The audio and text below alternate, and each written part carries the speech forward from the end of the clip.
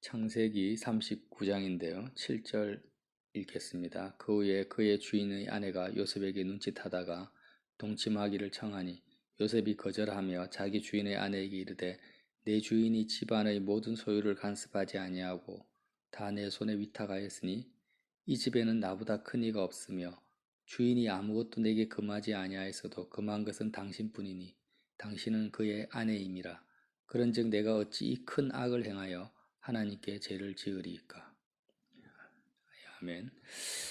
39장의 내용은요. 요셉이 애굽의 바로왕 경호대장인 보디발의 집에 노예로 팔려가죠.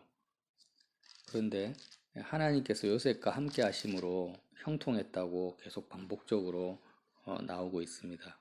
그 주인 보디발이 여호와께서 요셉과 함께 하심을 보디발이 본 것입니다.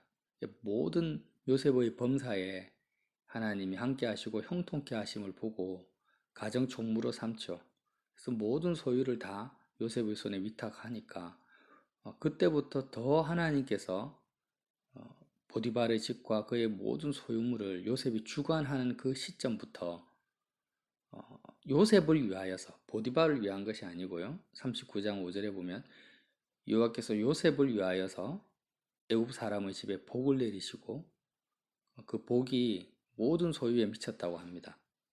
그런데 요셉이 용모가 아름답고 빼어나니까 보디발의 아내가 계속 동침하자고 유혹을 하죠. 그러나 요셉이 계속 날마다 그렇게 요셉을 유혹하는데 그 날마다 유혹하는 요청에 동참하지 아니합니다. 뭐라고 하냐면 내가 어찌 이 큰 악을 행하여 하나님께 죄를 지으리까. 요셉의 입장에서 악은 큰 악, 그것도 작은 악도 아니고 큰 악의 정체가 뭐냐면 보디발 자기 주인의 아내와 성적인 범죄, 동침하는 죄를 짓는 것, 그것이 큰 악이다 이렇게 우리가 이해를 하죠. 물론 맞는 내용인데 근데 이제 꼭 그렇게만 보면 안 되고요. 지금 성경의 창세기 39장이 우리에게 주는 메시지는 뭐냐면 요셉이 노예로 보디발 집안에 노예 생활을 할 때도 형통했고 또 보디발의 아내의 관계에 의해서 억울한 누명을 쓰고 감옥에 가서 간수와 이렇게 함께 있게 되죠. 간수장에게 은혜를 입어서 또 감옥에서도 죄인의 신분으로 여호와께서 요셉과 함께하고 형통한 그 내용을 적어 놓고 있지 않습니까? 근데 이 줄거리 속에서 하나님이 요셉과 함께했다, 형통하다, 요셉이 복을 받았다, 은혜를 입었다 이런 말들이 계속 반복적으로 나옵니다. 이런 큰 흐름 속에서 요셉이 생각하는 큰 악이 뭐냐면 하나님의 시선 앞에서 행하지 않는 것. 그러니까 지금 보디발의 아내가 요셉과 동침하자고 유혹한 그 순간이 어떤 순간이냐면 사람들이 아무도 보지 않는 순간이에요. 주인 보디발이 보지 않는 순간이고 또 다른 종들이나 사람들의 시선이 없는 순간, 보디발의 아내와 요셉과 단둘이 있는 순간이죠. 그 순간에 누가 보고 있습니까? 사람들은 아무도 보고 있지 않지만 전능하신 하나님, 살아계신 하나님이 보고 있는 순간이라는 거예요. 그 순간이. 그런 순간에 하나님의 시선, 전능하신 하나님을 요셉의 그 마음에서 삭제시켜 버리는 것. 하나님을 제외시켜 버리는 것이 뭡니까? 요셉의 입장에서는 큰 악이라는 것입니다. 큰 악. 단지 성적으로 내가 범죄를 했다. 이것만이 큰 악을 말하는 것이 아닙니다. 그러면 성적인 범죄는 안 하고 돈은 떼먹어도 됩니까? 아니면 사람들을 때리고 막 살인해도 됩니까? 그건 아니죠. 항상 지금 창세기 39장에 요셉이 야곱의 집안과 분리되어서 정말 홀로 애굽 땅에 버려진 것 같은 그런 상황에 처해져 있는데도 불구하고 계속해서 하나님이 형통케 하시고 복을 주시고 은혜를 주시는 이유가 뭐냐면 그가 악을 행하지 않았기 때문이에요. 다시 말하면 할례 언약을 지키고 있다라는 거예요. 요셉은 최소한 자기가 노예든 죄인의 신분이든지 간에 잊어버리고 있지 않는 신앙의 기본이 있습니다. 그것은 무엇이냐면 아브라함의 자손이라는 거죠. 나는 아브라함의 자손이다. 나는 선민이다. 아브라함의 자손의 그 표식이 뭡니까? 할례입니다. 할례. 창세기 17장 1절에서 2절에 아브라함이 99세 때 여호와께서 아브라함에게 나타나서 그에게 이르시되 나는 전능한 하나님이라 너는 내 앞에서 행하여 완전하라. 내가 내 언약을 나와 너 사이에 두어 너를 크게 번성하게 하리라. 크게 번성하게 하리라. 형통하게 하겠다라는 거예요. 그래서 하나님께서 아브라함에게 나타나셔서 아브라함뿐만이 아니라 너와 너의 자손 사이에 대대의 영원한 언약을 세웁니다. 요셉과도 언약을 세운 거예요. 결국 우리와도 언약을 세운 거예요. 아브라함과 언약을 세울 때 아브라함과만 세운 게 아니에요. 그 언약이 뭐냐면 할례 언약인데 그 언약의 내용이 뭡니까? 나는 전능한 하나님이다. 전능한 하나님이라는 것은 모든 만물을 주관하시고 다스리시고 있는 하나님이라는 뜻이죠. 그래서 요셉이 노예로 팔려갔다. 자, 어떤 상황입니까? 사람이 나를 노예로 팔은 것이 아니라 전능하신 하나님께서 내가 노예로 팔려가는 내용을 그 상황을 허락하신 거예요. 하나님의 주권 속에서 내가 노예로 팔려왔고 보디발 주인의 집에 왔다고 믿는 것입니다. 요셉이. 무엇을 근거로요? 할례 언약을 근거로. 전능하신 하나님이시니까. 그리고 주인의 아내의 그런 관계에 의해서 억울하게 감옥에 갔어요. 주인의 아내가 나를 미워해서 그의 요구를 내가 들어주지 않아서 내가 이렇게 억울한 일을 당했다. 이렇게 생각 안 합니다. 안 하고 전능하신 하나님 앞에 서 있는 거예요. 요셉은. 그래, 저는 인간일 뿐이고 하나님께서 허용하셨다라는 거예요. 저런 인간의 죄악을. 그래서 하나님의 주권 속에서 내가 감옥에 가는 거니까 하나님이 나를 감옥에 보내셨다라고 내가 믿는 것입니다. 그러면서 나는 전능한 하나님이다. 너는 내 앞에서 행하여 완전하라고 하죠. 이게 할례 언약의 내용인데 하나님 앞에서 행하여 완전하라는 이 의미는 뭐냐면 전능하신 하나님이 너에게 행하는 모든 행사가 하나님의 행사가 완전한 하나님의 사랑과 은혜와 복이라는 것을 믿으라는 겁니다. 이게 할례 언약의 내용이에요. 네가 노예로 팔려가도 전능하신 하나님의 주권 안에서 너가 팔려가는 것이고 그렇게 너를 노예로 팔아버릴 수 있도록 사람들이 그렇게 파는 그런 사람들의 억울한 인간의 관점에서 너무 억울하고 고통스러운데 그 하나님의 입장에서는 너는 어떻게 믿어야 되냐면 완전한 하나님의 사랑으로 믿으라는 것입니다. 완전하게 행하라는 거죠. 심지어는 감옥에 가는 것도 그것이 너를 향한 하나님의 완전한 사랑이고 복이고 하나님이 너와 함께 하시는 것을 너가 믿으라는 것입니다. 사람들은 내가 감옥에 가면은요 하나님이 나를 버리셨다 이렇게 믿지 하나님이 나와 함께 하심으로 내가 감옥에 간다 이렇게 믿지 않습니다. 그러죠? 내가 사람들로부터 억울한 일을 당하고 배신을 당하면은 하나님 나에게 왜 이런 상황을 당하게 하십니까? 이렇게 원망하지 하나님이 나에게 복을 주셨다. 내가 지금 형통하고 있는 상황이다. 이게 이렇게 믿지를 않는 거예요. 자, 그러면 한번 우리가 물어볼 필요가 있어요. 우리 자신에게. 우리 눈에 펼쳐지는 상황이나 내 눈에 보이는 것이 큽니까? 아니면은 내가 믿는 믿음이 더 강하고 큽니까? 예수님 뭐라고 하십니까? 너희가 이 산들어 옮겨질 거라고 네가 진짜 믿으면 산이 옮겨진다고 합니다. 산이라는 대상은 우리 눈에 보이는 거대한 상황이잖아요. 우리 산을 옮길 수 있다는 생각 자체를 할 수가 없습니다. 사람이 산을 옮길 수가 없는 거죠. 그런 비유로 쓰신 거예요. 그런데 주님이 말씀하시고 있는 요점은 뭐냐면 자, 네가 지금 처한 상황, 네가 당하는 어떤 상황이라든지 어려움이라든지 그런 형편들보다 더 크고 위대한 것이 뭐냐면, 능력 있는 것이 뭐냐면 너의 믿음이라는 거예요. 너가 아무리 억울한 상황을 당하고 힘든 상황, 가난한 상황, 압박당하는 상황을 그런 환경에 처한다 할지라도 그것이 하나님이 너와 함께 하신다고 네가 진짜 믿는다면, 그럼에도 불구하고 하나님이 너와 함께 한다. 그것이 복이라고 너가 진짜 믿는다면 그 상황이 복이다라는 것입니다. 믿는 것이 중요하다라는 거죠.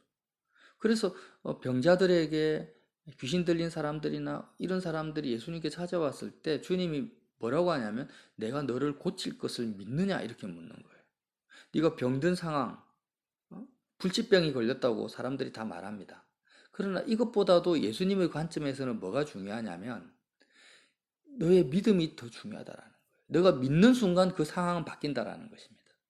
그런데 어떻게 믿는다라는 거예요? 완전하게 믿으라는 거죠. 그런 상황에 네 마음이 쏠리지 말고, 그런 상황 때문에 하나님을 원망하거나 불평하거나 힘들어하지 말고 하나님을 믿으라는 것입니다. 전능하신 하나님을 믿어라. 그 의미가 뭐라고요? 하나님의 사랑을 믿으라는 거예요. 그럼에도 불구하고 하나님이 너에게 지금 은혜를 주시고 너를 지금 형통케 하고 있다. 사람들은 다, 야, 어떻게 저렇게 인생이 꼬일 수가 있냐, 이렇게 말은 한다 할지라도 너는 믿으라는 거예요. 그게 언약이라는 겁니다. 언약. 할례 언약. 나는 지금 모든 일에 형통하고 있다. 하나님이 나와 함께하고 계시다라는 것을 믿으면 그 믿음이 너의 모든 상황과 환경을 주관하고 바꿔가 버린다. 하나님의 뜻대로 이끌어간다라는 것입니다. 참 놀랍죠. 야, 사람들은요, 자신이 처한 환경과 상황에 따라서 판단을 합니다. 눈에 보이는 것을 쫓아간다라는 거예요. 믿음이 없는 것이죠. 그러나 선민들, 아브라함과 언약을 맺은 언약 백성들은 상황과 환경을 초월해버리죠. 초월해서 전능하신 하나님을 믿는 거예요. 그리고 모든 상황 속에서 하나님의 사랑과 은혜와 복을 믿어버리는 것입니다. 믿음이 이기는 것입니다. 그 내용을 39장에서 요셉을 통해서 우리에게 주시는 메시지입니다. 그래서 요셉이 생각하는 가장 큰 악이 뭐냐면 외식하는 거예요. 외식하는 것. 외식이 뭡니까? 사람들의 시선에 따라서 내가 행동하는 것입니다. 사람들의 시선, 내 눈에 보이는 상황과 환경에 따라서 내가 하나님을 판단하고 바꿔버리는 거예요. 누가복음 12장에 예수님이 외식하는 것에 대해서 말씀을 하세요. 예수님이 가장 책망하시고 경계하시고 경고하시는 죄가 뭡니까? 바리새인들의 외식하는 죄입니다. 바리새인들만 외식하는 게 아니에요. 모든 사람들이 다 요셉이 말하는 가장 큰 악을 행하고 있습니다. 근데 그것이 큰 악이라고 생각을 안 하는 것이 문제죠. 저부터가 큰 악이라고 생각을 안 해요. 자, 12장에 물이 수만 명이 모여서 서로 발에 밟힐 만큼 무리가 모입니다. 수만 명. 그 시대의 수만 명이라는 것은 뭐 상상할 수가 없죠. 지금 수백만 명이 모였다고 생각이 됩니다. 그러면 그렇게 수만 명이 모인 상태에서 예수님이 제자들을 따로 불러놓고 말합니다. 자, 제자들이 지금 어떤 상황에 처해져 있습니까? 수만 명의 군중들의 시선 속에 있어요, 제자들이. 우리가 이 요셉처럼 아무도 보지 않는 그런 보디발의 아내와 단 둘이 있는 상황하고 수만 명의 시선이 제자들을 바라보고 있는 이 시선을 한번 비교해 보세요. 그래서 이런 수많은 사람들의 시선이 예수님을 집중하고 있는 상태에서 예수님이 제자들에게 뭐라고 하냐면 바리새인들의 누룩 곧 외식을 주의하라는 겁니다. 야, 얘들아, 너희들 한 봐라. 이렇게 수많은 군중들이 너를 바라보고 있을 때 바리새인들이 어떻게 행동하냐? 그들은 그때 길에 서서 시장 한가운데서 기도하는 것을 좋아한다. 굉장히 거룩하고 하나님을 사랑하고 경외하는 것처럼 행동한단 말이야. 그런 바리새인들의 외식을 주의하라는 것입니다. 신앙이 그렇게 흘러가는 것이 뭐냐? 큰 악을 행하는 것이라는 거예요. 그러면서 12장 2절에 누가복음 감추인 것이 드러나지 않을 것이 없고 숨긴 것이 알려지지 않을 것이 없나니 이러므로 너희가 어두운 데서 말한 모든 것이 광명한 데서 들리고 너희가 골방에서 귀에 대고 말한 것이 지붕 위에서 전파되리라. 내가 내 친구 너희에게 말하노니 저 수많은 군중들은 너의 친구가 아니야. 근데 나는 너의 친구다. 친구는 뭡니까? 가장 너와 가까이 있는 존재를 말하는 거예요. 예수님이 내가 너의 친구다. 내가 너의 친구 된 상태로 내 친구 너희에게 말하노니 몸을 죽이고 그 외에는 능히 더하지 못하는 자들을 두려워하지 말라. 마땅히 두려워할 자를 내가 너희에게 보이리니 곧 죽인 후에 또한 지옥에 던져 넣는 권세 있는 그를 두려워하라. 그가 누굽니까? 하나님이죠. 그가 참으로 너희에게 이르노니 그를 두려워하라. 참새 5마리가 두 아사리온에 팔리는 것이 아니냐. 그러나 하나님 앞에는 그 하나도 잊어버리시는 바가 되지 아니하는도다. 너희에게는 심지어 머리털까지도 다 세신 바 되었나니 두려워하지 말라. 너희는 많은 참새보다도 더 귀하니라.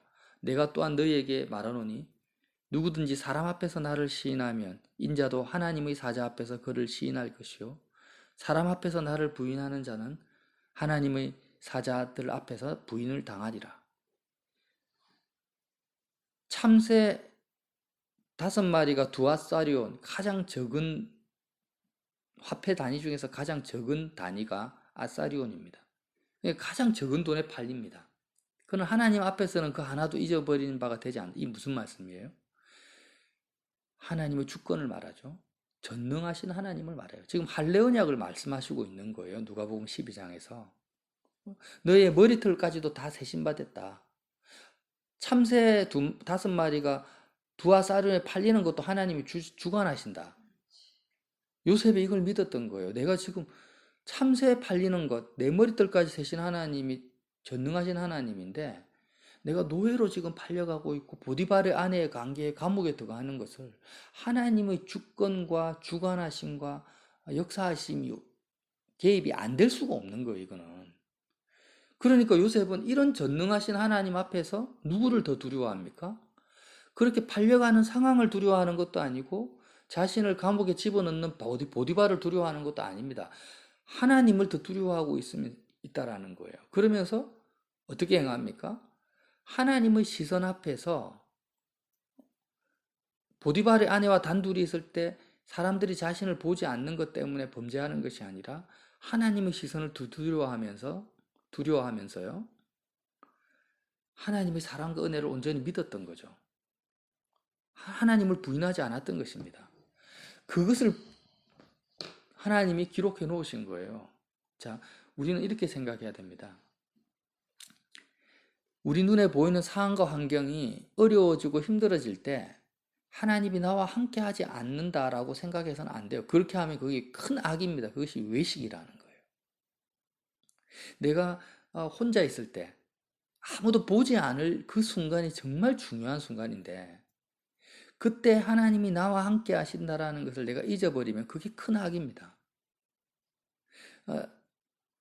사람들이 나를 욕하고 나를 왕따시키고 곡해하고 오해할 때 나는 왜 형통하지 못할까? 하나님의 은혜를 받지 못할까라고 생각하는 것이 뭐예요? 외식이라는 거예요. 그게. 외식이고 큰 악을 행하는 거라는 거예요. 요셉은 그걸 알았죠. 그래서 자, 한번 생각해 보세요. 정말 이거는 너무너무 우리 신앙에서 중요한 내용이에요. 요셉이 노예로 팔려간 것이 형통이 아니죠. 불통입니다. 사람들의 시선에서. 하나님이 함께 하시는 게 아니라 하나님이 그를 버리셨다라고 판단할 수밖에 없는 상황이에요. 더구나 감옥에 간 것은 더 그렇잖아요. 근데 요셉이 그런 상황 속에서 전능하신 하나님 앞에서 외식하지 아니하고 하나님이 함께 하시는 것을 믿고 하나님이 나에게 이 허락하신 상황이 하나님의 뜻이 이루어지는 형통이라고 믿었다라는 거예요. 믿음으로 이겨버렸다라는 거예요. 그 믿음을 보시고 하나님이 함께 하시고 형통하게 하시고 복을 주셨다라는 거예요. 우리가 이게 바로 뭐냐? 언약입니다. 언약. 이게 언약이에요. 우리가 이 십자가 언약입니다. 우리 신앙생활이 자꾸 사람들이 함께 모여있는 사람들의 시선이 집중되어지는 예배 시간, 예배당 안에서 주여 주여 하고 부르는 자마다 하나님의 자녀가 아니다. 누가 하나님의 자녀입니까? 하나님의 뜻대로 행하는 자가 그가 구원을 받을 것이라고 주님 말씀하셨어요. 그러니까 외식에서 철저하게 멀어져야 돼. 우리가 뭐와 싸워야 됩니까? 외식과 싸워야 됩니다. 사람들이 보지 않는 순간, 특별히 사람들이 보지 않는다라는 것만이 아니고요.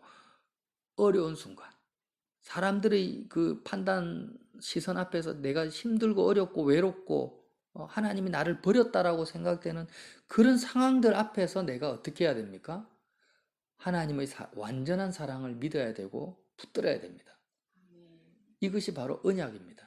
어떻게 붙듭니까? 십자가를 바라보라는 거예요. 십자가를 바라보면서 예수님이 하나님의 그 심판과 저주를 받아서 완전히 버림받는 그 순간이 십자가에서 죽는 순간이잖아요. 그런데 하나님 아버지로부터 저주와 심판 속에서 정말 버림받은 그 순간에도 예수님은 어떤 믿음을 가지셨냐면 하나님 아버지가 나를 향한 그 사랑이 변하지 아니하시고 하나님의 사랑을 완전히 믿으신 거예요. 하나님의 뜻을 완전히 믿으신 것입니다. 하나님으로부터 완전한 버림을 당하는 순간에도 그 그리스도의 믿음으로 말미암아 주님이 3일 만에 부활하신 거죠. 승리하신 것입니다. 이게 십자가가 할례 언약의 대표적인 내용입니다. 그래서 우리는 이 십자가 복음을 가지고 있는 저와 여러분은 예수님과 같은 상황은 없어요, 사실은. 하나님이 나를 버리시지는 않습니다. 주님은 실제로 버림을 받았지만 우리는 예수님과 같은 상황에 처한다 할지라도 하나님이 우리를 버리지 않으십니다. 내가 너와 함께 하겠다. 임마누엘입니다. 그러니까 그걸 믿으라는 거죠. 믿고 모든 상황에서도 요셉과 같은 상황에서도 하나님의 사랑이다 이거는. 나를 하나님이 나와 함께 하신다. 이 믿음을 가지는 것이 뭐예요? 악을 행하지 않는 것입니다. 십자가를 너가 마음으로 보고 있으면서도 단지 돈 떨어지는 것 때문에 건강하지 못한 것 때문에 사랑하는 사람이 어려움을 당하는 것 때문에 네가 외식한다면 하나님의 복과 은혜를 네가 믿지 못한다면 그것이 악이고 바리새인들의 외식이다. 이 내용이에요. 그래서 우리는 자꾸 요셉을 생각할 때마다 총리가 됐다. 총리가 돼서 참 형통했다. 이 생각 진짜 버려야 됩니다. 버려야 되고 총리 된 것은 나중에 하나님의 뜻 가운데서 이루어진 결과물일 뿐이고 뭐가 중요하냐면은 지금 창세기 39장의 내용이 중요합니다. 아무도 요셉을 인정해 주지 않고 배신당하고 불통하는 것처럼 보이지만 성경은 계속 말해요. 형통한다, 은혜를 준다, 하나님이 함께 하신다. 왜요? 상황을 말하는 게 아닙니다. 상황은 더 어려워져 가고 있죠. 뭘 이야기하고 있습니까?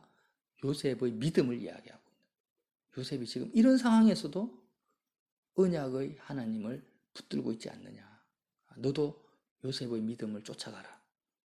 이런 외식하지 않는 믿음, 외식하지 않는 믿음이 뭔지를 깊이 묵상하셔서 정말 여기에 신앙의 표대를 두는 저와 여러분이 되시기를 예수님 이름으로 빌어드립니다.